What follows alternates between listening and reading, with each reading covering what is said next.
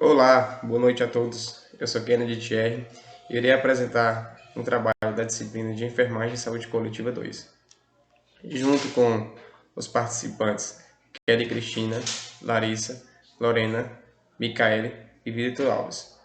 Você sabe o que é febre tifoide? Eu e Lorena iremos falar aqui um pouquinho para vocês entenderem sobre o que é a febre tifoide. Conceito: a febre tifoide é uma doença infecto-contagiosa transmitida por uma bactéria por meio do consumo de água ou alimentos contaminados ou também pelo contato direto. A febre tifoide é uma condição médica relativamente grave e rara, que a bactéria que causa é a Salmonella enterica typhi. A febre tifoide é transmitida por meio de ingestão de água ou de alimentos que estejam contaminados com a salmonela. Os indivíduos também podem contrair a febre tifoide por meio do contato com as suas fezes e urina de pessoas que estejam contaminadas também com a salmonela. Então, é por conta dessas características que a febre tifoide está relacionada muitas das vezes em condições com mau higiene. Uma vez que a bactéria causadora da febre tifoide cai na sua corrente sanguínea, ela precisa ser combatida de imediato. Essa forma de ser combatida, que é o tratamento, mais à frente a colega Lorena irá falar, mas se esse tratamento não acontecer, a pessoa pode acabar desenvolvendo complicações essas que vão ser sérias em órgãos, por exemplo, como fígado, baço, vesícula, e até mesmo atingindo a medula óssea, podendo levar o ser humano a óbito, com certeza.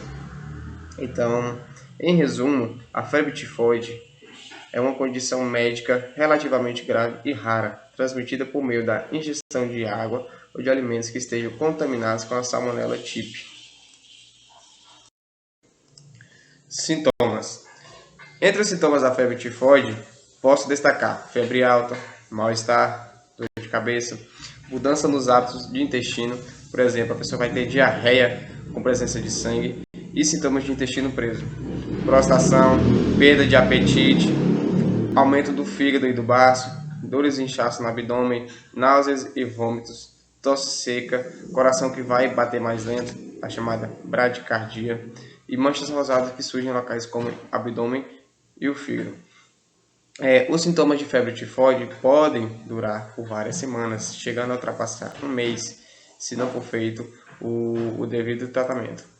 Então, assim, a sintomatologia clínica clássica consiste em febre alta, cefaleia, mal-estar geral, dor abdominal, falta de apetite, bradicardia relativa, esplenomegalia, manchas rosadas no tronco, roséolas tíficas e obstipação intestinal ou diarreia e tosse seca. Atualmente, o quadro clínico completo é de observação rara, sendo mais frequente em quadro em que a febre é a manifestação mais expressiva, daí do porquê a doença ser chamada de febre tifoide, porque a febre é a manifestação mais expressiva, que vai ser acompanhada por alguns demais sinais e sintomas citados. Então, assim, nas crianças também, o quadro clínico é menos grave do que nos adultos, mas a diarreia é mais frequente. Como a doença tem uma evolução gradual, embora seja uma doença aguda, a pessoa afetada, muitas das vezes, é medicada com antimicrobianos, simplesmente por estar apresentando uma febre de etiologia não conhecida. Dessa forma, o quadro clínico não se apresenta claro e a doença deixa de ser diagnosticada precocemente. Então, assim, a atuação da vigilância epidemiológica no Brasil, ela tem uma lei que instituiu o Sistema Único de Saúde, né, o SUS. O SUS definiu a vigilância epidemiológica como um conjunto, sendo como um conjunto de ações que proporcionam o conhecimento, a detecção ou prevenção de qualquer mudança nos fatores determinantes e condições de saúde individual ou coletiva, que tem a finalidade de recomendar e adotar as medidas de prevenção e controle de doenças e agravos. Isso no Brasil, na época de 1990. Ou seja, a vigilância ela foi instituída pelo SUS com essa função.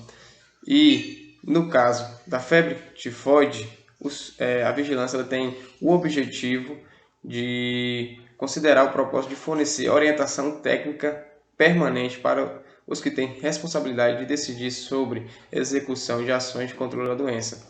Que execuções essas podem ser destacadas como, por exemplo, conhecer o comportamento da doença na população. Eles têm a função de detectar mudanças nesses comportamentos, identificar fatores de riscos envolvidos na ocorrência da doença, detectar se há presença de epidemias, documentar a disseminação das epidemias, recomendar também com bases objetivas e científicas as medidas que vão ser necessárias para prevenir ou controlar a ocorrência dessa doença. Avaliar também o impacto de medidas de intervenção, avaliar a adequação de táticas e estratégias de medidas de intervenção e revisar práticas antigas e atuais no sistema de vigilância com o intuito de se fazer possíveis ajustes. Definição de caso.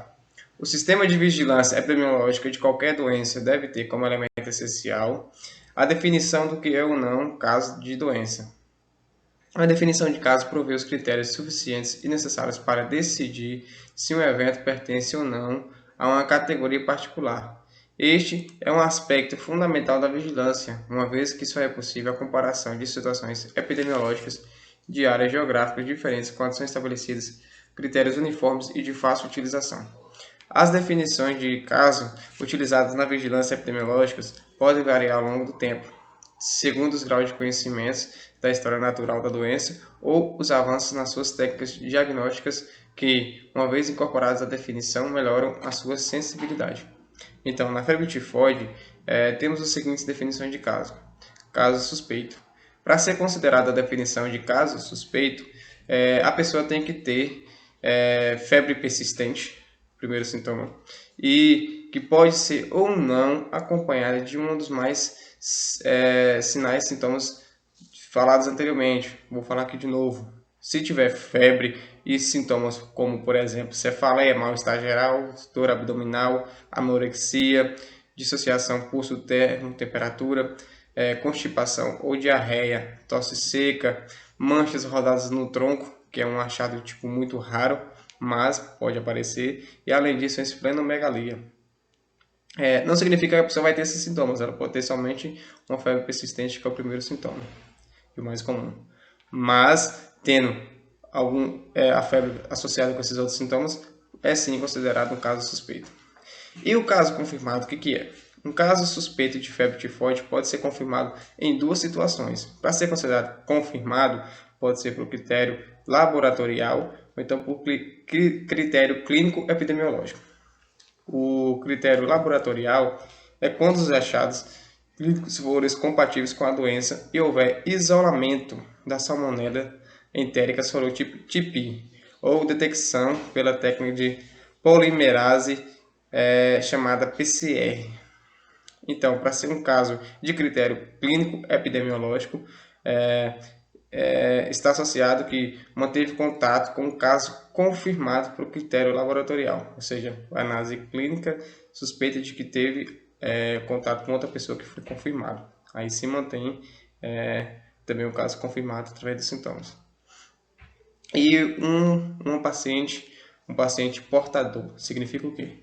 Que é o indivíduo que, após ter a doença na forma clínica ou subclínica, continua eliminando bacilos, ou seja, ele ainda é portador da salmonela TIP por vários meses. Tem particular importância para a vigilância epidemiológica. Por quê? Porque mantém a endemia, podendo dar origem a surtos epidêmicos. Então, essa pessoa ainda é portador da salmonela TIP e ela pode dar origem a novos surtos. E o que é um caso descartado? O último aí citado. Caso descartado é aquele que não preenche nenhum dos requisitos. Não tem febre, não tem sintoma, não tem nada. Então não preenche, não equivale a nenhuma das peculiaridades dos sintomas falados. Então não preenche os requisitos postulados para a sua confirmação. Investigação epidemiológica de caso. Todo novo caso de doença transmissível é um problema epidemiológico não resolvido e de algum modo relacionado à saúde de outros indivíduos da comunidade. Isso significa que Diante da ocorrência de caso ou óbito por febre tifoide, o profissional da equipe responsável pela vigilância epidemiológica deve investigar e avaliar o caso, estabelecendo seu significado real para a população em que a área foi encontrada. Várias indagações devem ser levantadas, como, por exemplo, o profissional de vigilância epidemiológica vai perguntar quando foi iniciada a doença, ele vai querer saber a data dos primeiros sintomas, quando foi contraída a infecção, a fonte de contágio, né? Através do contágio fecal-oral. Qual via de disseminação de infecção da fonte ao doente? Outras pessoas podem ter sido infectadas pela mesma fonte de contágio ao qual o paciente que está sendo investigado pegou. A quem o caso ainda pode transmitir a doença, como evitá-la. Então, tudo isso é um processo de investigação epidemiológica do caso de febre tifoide. Tendo, então, como finalidade a adoção de medidas de controle em tempo hábil, faz necessário com que a investigação seja iniciada imediatamente após a ocorrência, conhecimento do evento. Então, a gente aqui está diante das situações no mundo de hoje, com um cenário de pandemia de coronavírus. O coronavírus é uma doença que é feita a notificação quando logo é descoberto o paciente suspeito. Então, vamos vendo os coronavírus. Então, assim, febre tifoide também é uma doença que tem que ser feita a notificação. A notificação quem é que faz? Vigilância epidemiológica. Então, quero deixar aqui para vocês também que tem um livro disponível na internet, que é inclusive esse que está a foto aí de fundo, Manual Integrado de Vigilância e Controle da Febre Tifoide. Vocês vão encontrar esse livro disponível em PDF, né? Esse manual, pela editora MS, de 2010, publicado em Brasília, pelo Ministério da Saúde. Então, vou deixar o link lá na referência para vocês, caso vocês tiverem interesse. É um manual integrado de vigilância e controle da febre tifoide. Lá vocês vão encontrar diversas informações, muita coisa legal no sumário, como o conceito do que é etiologia, aspecto epidemiológico, a distribuição, né, histórica e geográfica, a fisiopatogenia, aspectos clínicos, o diagnóstico, o tratamento e diversos outros fatores, como os fatores de vigilância epidemiológica, esses que eu acabei de citar aqui. Então, lá, qualquer dúvida, vocês podem pesquisar esse manual, que estará disponível para vocês na referência. Epidemiologia. Existe vacina contra a febre tifoide. Essas vacinas são feitas em duas preparações diferentes e são recomendadas na prevenção da febre tifoide. Existe a vacina que contém uma forma atenuada dos germes vivos, chamada ATY21. Ela é administrada por via oral em 4 doses, em dias alternados. E a vacina parental de polissacarídeos, chamada VI-CPS, administrada em dose única por via intramuscular. Existe vacina sim contra a febre tifoide, que em questão de epidemiologia, né, é a melhor forma a se fazer para ser evitado o acometimento dessa doença por essa bactéria. Então, essa vacina pode ser tomada por indivíduos que viajam para locais onde a doença ocorre mais, onde a doença é endêmica. Então, talvez por morar em países que esse acometimento seja, digamos assim, quase erradicado, não se vê muito, não se tem muita presença, mas tem países que tem muito a presença dessa salmonela. Então, por isso, antes de viajar, é recomendado você pesquisar se o país tem dados no momento ativos de grande recorrência, se a doença é comum acontecer por lá, porque além disso, você tem que se precaver tomando a vacina e, além de tudo, chegar lá, né, manter bons hábitos de higiene, não só lá, mas desde aqui também. Mas é importante, além de tudo, a primeira forma de epidemiologia é a vacina, depois são os hábitos pessoais de higiene. Então, assim, são formas de evitar a contração da febre tifoide. Mas, assim, existe um problema também, é que nenhuma das vacinas oferece imunização completa, nem está indicada nas situações de risco de epidemias. Então, assim, você tem que fazer sua parte, tem que fazer seu papel. Além da vacina, tem que ser feita a higienização pessoal. A transmissão se dá exclusivamente por via fecal. Transmissão da salmonela, via fecal oral. Então, assim, algumas pessoas são portadoras crônicas, mas assintomáticas da salmonela, que podem transmiti-la nas fezes, o que dificulta o controle dessa doença. Em resumo, significa que a pessoa pode ter o contato fecal ou oral da salmonela typhi, estar presente no seu corpo, não apresentar nenhum sintomas, mas através dela pode passar e transmitir para outras pessoas essas que podem pegar e dar todos os sinais e sintomas citados anteriormente e ficar bem ruim, né? Então, assim, o período de incubação da salmonela varia entre 8 e 14 dias. Então, os seus sintomas começam leves, vão crescendo de intensidade nas 3 primeiras semanas depois do contágio e só começam a regredir na 4ª semana.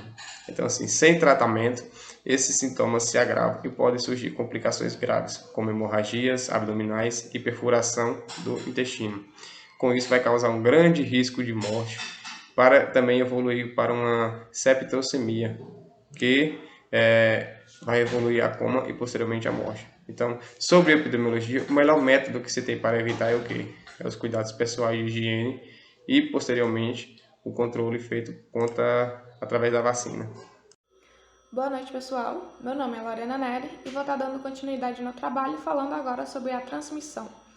A febre tifoide, ela é uma doença sistêmica distribuída mundialmente e é causada pelo agente etiológico Salmonella typhi, que é um bacilo, que é uma bactéria em formato de bacilo gram-negativo não esporulado. Por ser uma bactéria gram-negativa, ela é altamente resistente, ou seja, ela pode sobreviver em diferentes meios, como água doce, água salgada, que é a água do mar, pode sobreviver ali em esgotos, em alimentos. E a transmissão no ser humano ele pode se dar por duas formas, na forma indireta e na forma direta, como eu coloquei aí no slide. Na forma indireta, pode ser através de ingestão de água ou alimentos contaminados com fezes. Na forma direta, pode ser pelo contato ali com secreções respiratórias, fezes, com urina, pus ou vômito. Esse agente etiológico, essa Salmonella typhi, ela tem como principal hospedeiro somente o ser humano. Assim, acontece em chimpanzés, em alguns outros animais, mas especificamente o ser humano. E tendo como principal porta de entrada o trato gastrointestinal. Ou seja, a pessoa vai ingerir ali um alimento contaminado com esses bacilos, com a salmonela, ele acaba ingerindo, ela passa pelo estômago. Algumas acabam morrendo devido ao pH ácido do estômago, mas algumas, como elas são bastante resistentes, passa do estômago, elas vão aderir ali no intestino delgado, onde elas vão aderir ali na célula M das placas de Peyer, que estão localizadas na parede do intestino delgado. Elas vão aderir ali, vão se multiplicar, vão entrar em contato com a rede linfóide, com o sistema linfático que está ali na região abdominal. Eles acabam se multiplicando nos linfonodos porque eles têm uma bastante atração por macrófagos. Feita essa multiplicação ali, que é o tempo de incubação do bacilo, ele tem ali o tempo de incubação geralmente de 1 semana a 3 semanas, que é o período de incubação dele. Após feita essa incubação no intestino delgado, ele acaba se disseminando pelo sistema linfático. Como nós sabemos, o sistema linfático ele circula, ele pega todas as secreções do corpo, ele acaba entrando em contato com nossa circulação sanguínea, que eles dois se conectam. Ele acaba levando essa salmonela já multiplicada em grandes quantidades na corrente sanguínea e acaba ocasionando aí uma bacteremia, ou seja, já é sistêmico. E eles acabam procurando órgãos, vão para diversos órgãos, e eles vão principalmente para o fígado, para o baço e para a medula óssea. Mas por quê? Porque eles têm uma atração pelos macrófagos, então eles vão nesses locais onde tem macrófagos.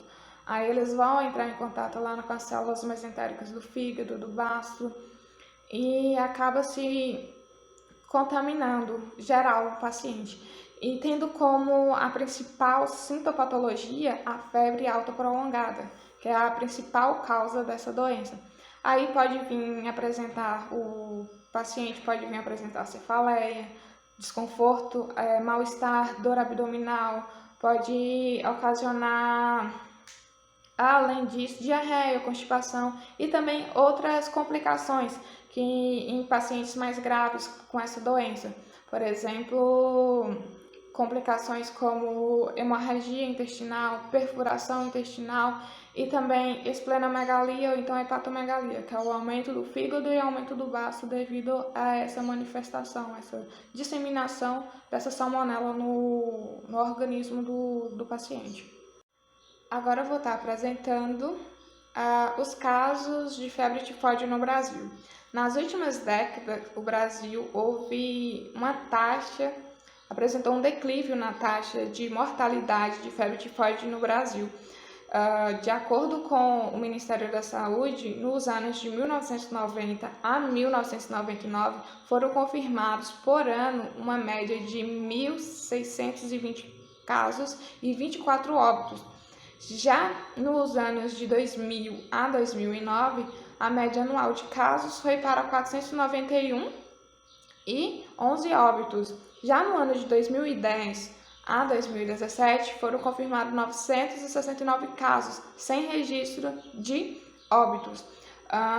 De acordo com o artigo que eu estava vendo falando sobre a febre tifoide aqui no Brasil, a maior incidência deles se dá na região norte e nordeste, sendo que na região norte ali encontra 72% de casos confirmados e 18% na região nordeste, ali acometendo ali com frequência a faixa etária de idade entre 15 a 45 anos nessas regiões endêmicas.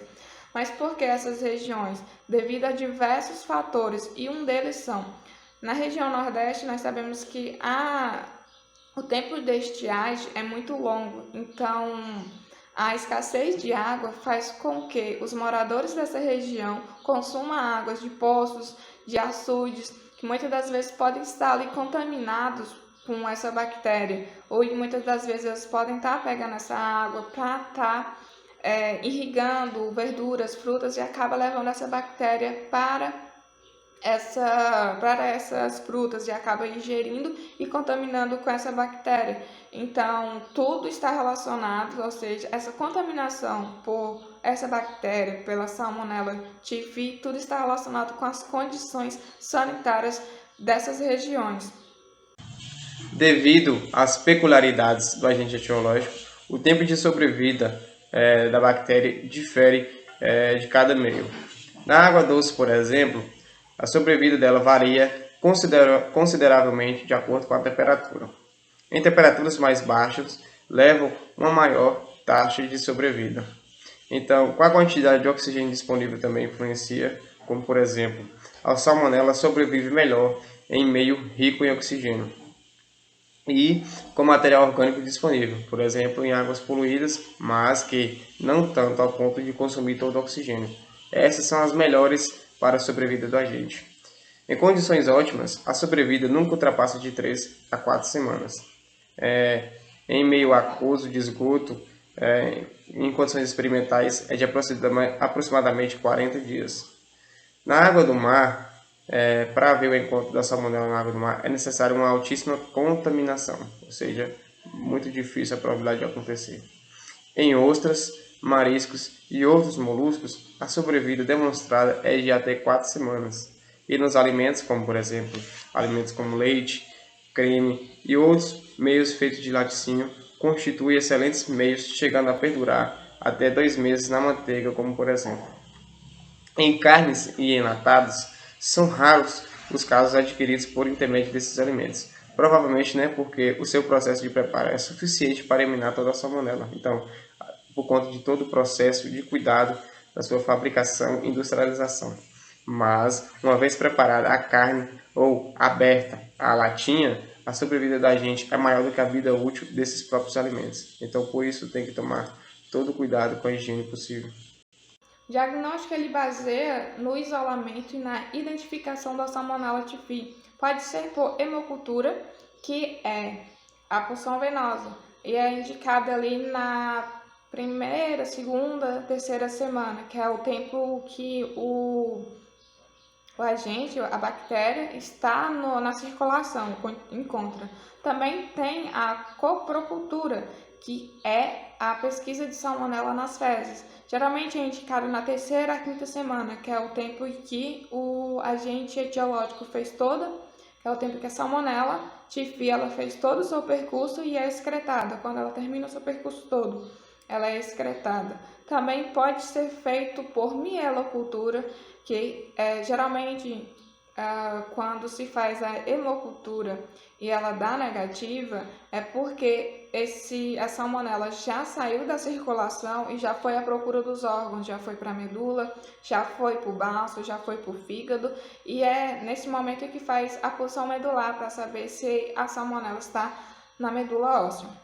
Pode fazer por urocultura, né, que é a pesquisa de salmonela na urina, que geralmente quando ele entra na circulação, ele pode ir um pouco dessas bactérias, pode ir para o fígado, para o rim, na verdade, pode ir para o rim e o rim excretar ele.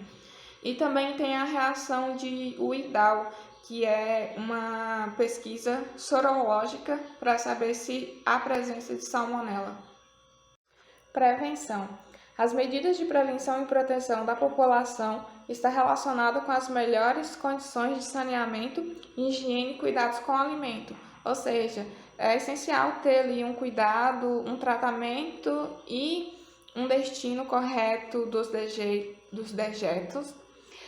Garantir uma coleta de lixo, uma coleta e um acondicionamento de lixo, proceder limpezas limpezas de caixas d'água a cada 6 meses, ter cuidado ali com os alimentos, tanto na produção até o consumo, ter boas práticas de higiene, lavagem das mãos é fundamental e ter todas essas condições de higiene adequadas para que não venha contaminar com a salmonela. Tratamento quase sempre é feito ambulatorial, feito basicamente com antibióticos e reidratação. A internação geralmente são para casos mais graves. Os medicamentos, os antibióticos mais utilizados como droga de primeira escolha, nós temos o cloranfenicol, 50 gramas, microgramas por dia a cada 6 horas até 15 dias, ampicilina, 1.000 a 1.500 doses a cada 6 horas, temos a amoxicilina, 3 gramas por dia a cada 8 horas por 14 dias. E temos outros antibióticos como o sinofloxacina e o dexametasona. São alguns dos antibióticos que são prescritos para o tratamento da salmonela. O papel da enfermagem em casos de febre tifoide. A febre tifoide, ela consta na lista de doenças de notificação compulsória, sendo compulsória e imediata, de até 24 horas de identificação do evento. E qual é o papel do enfermeiro da vigilância sanitária? Ele vai fazer ali uma investigação em campo para saber o que está acontecendo. Ele vai fazer o estudo de caso, ele vai ali definir os casos suspeitos, aqueles que apresentam febre com ou sem cefaleia, mal-estar, dor abdominal. Aí ele vai fazer essa definição de casos, dos casos suspeitos. Aí eles vão fazer a definição dos casos confirmados, seja por critério laboratorial ou por critério clínico epidemiológico. Também eles vão fazer a definição dos casos portador, que é aquele que clinicamente já está curado, porém ele ainda excreta salmonela nas fezes, ele é considerado como portador, e também definir os casos descartados. Tendo isso, ele vai fazer ali o controle e manter a prevenção dessa população. E o enfermeiro hospitalar? O enfermeiro hospitalar ele vai mais estar associado aos cuidados assistenciais, eles vão prestar assistência ao paciente, aferir os seus sinais vitais, principalmente a temperatura, tem que averiguar 3 vezes ao dia, fazer a troca dos lençóis, fazer a troca de roupa de cama, higiene oral do paciente, também tem que avaliar as características da fezes do paciente, a dieta do paciente também, logo no início que o paciente é internado com salmonela, nas primeiras semanas é ingerido é feita uma dieta líquida logo após uma dieta pastosa, só que tem que ser pouca, porque se for ingerido demais, ele acaba aumentando os movimentos peristálticos do estômago do paciente e também sobrecarregando o fígado. E também o enfermeiro ele tem que tomar cuidado com os medicamentos, com os antibióticos prescritos pelo médico e também fazer ali uma educação sanitária, tanto para esse paciente, tanto assim, né, aos familiares dele, fazer aquela educação sanitária.